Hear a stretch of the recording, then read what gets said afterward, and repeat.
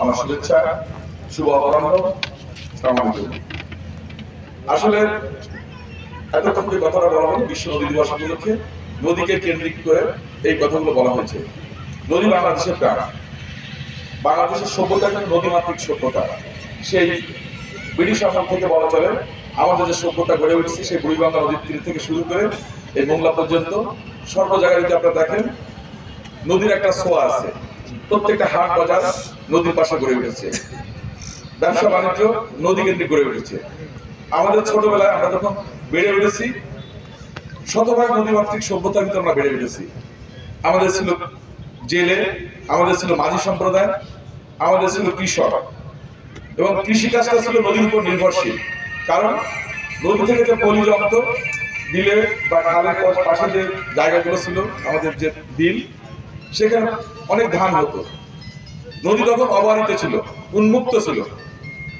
প্রত্যেক বাড়িতে শীতের সময় ধানের একটা উৎসব থাকতো।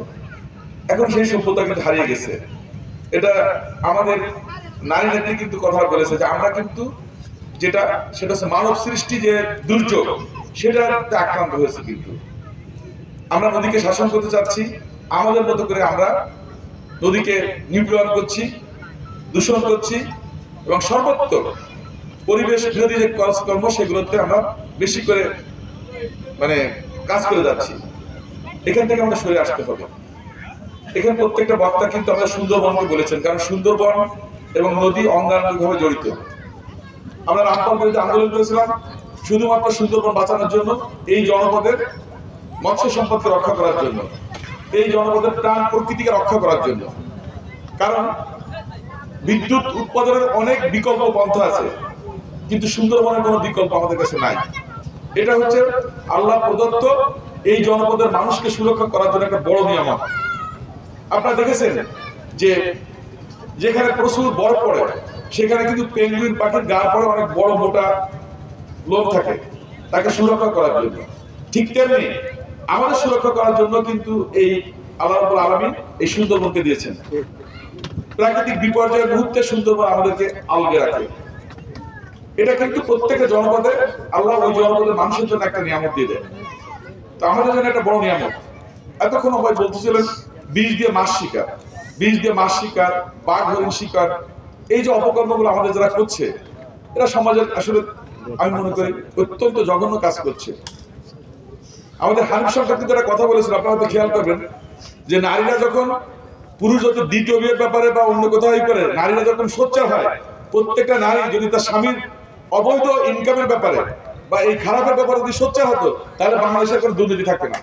এটা হচ্ছে হানিফ সরকার বলেছে। আমি নারীদেরকে বলবো যে আপনারা খেয়াল করেন যে আপনি কিভাবে স্বামী আয় রোজগার করছে, তার আয়ের উৎসটা কি। একটা জিনিস মনে রাখতে হবে, আমি কিছুক্ষণ আগে একটা মন্দিরে বলেছি যে আপনি যদি ভালো না হন, পিতা মাতা যদি বিপদে থাকে, সন্তান কখনো সুপথে আসবে না। আপনি বিষ দিয়ে মাছ শিকার করে হাজার হাজার মানুষের স্বাস্থ্য ঝুঁকির ভিতরে ফেলে পরিবেশকে ধ্বংস করে আমাদের মৎস্য সম্পদকে ধ্বংস করে আপনি কখনো লাভবান হতে পারবেন না। হয়তো সাময়িক সময়ের জন্য কিছু টাকা পাচ্ছেন, কিন্তু আপনার সন্তানকে আপনি পঙ্গু করে রেখে যাচ্ছেন। এটা আপনার মাথায় রাখতে হবে। আপনার সন্তানকে দুরারোগ্য ব্যাধিতে রেখে আপনি পৃথিবী থেকে চলে যাচ্ছেন। আপনি কার জন্য কাজ করছেন? সুতরাং আমি যারা এই বিষ দিয়ে মাছ শিকার করছে তাদেরকে বলবো যে আপনারা সচেতন হন। এটা জঘন্য অপরাধ, এই অপরাধের কোনো ক্ষমা নেই।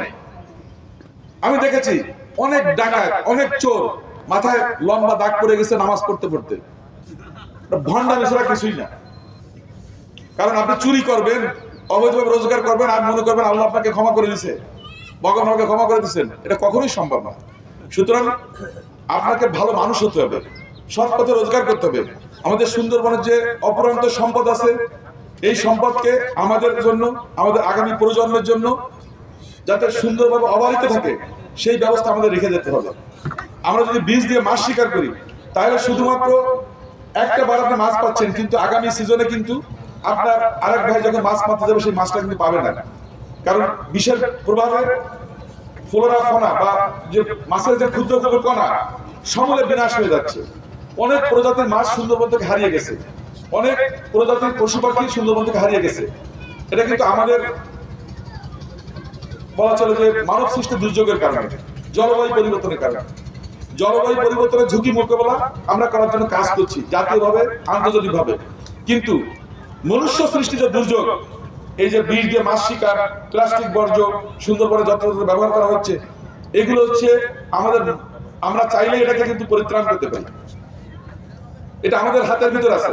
সুতরাং আমাদের যেগুলো করা সম্ভব সেইগুলো আমরা করার চেষ্টা করি, তাহলে আমরা ভালো থাকবো, আমাদের পরিবেশ ভালো থাকবে, আমাদের আগামী প্রজন্ম সুন্দর একটা পরিবেশ পাবে।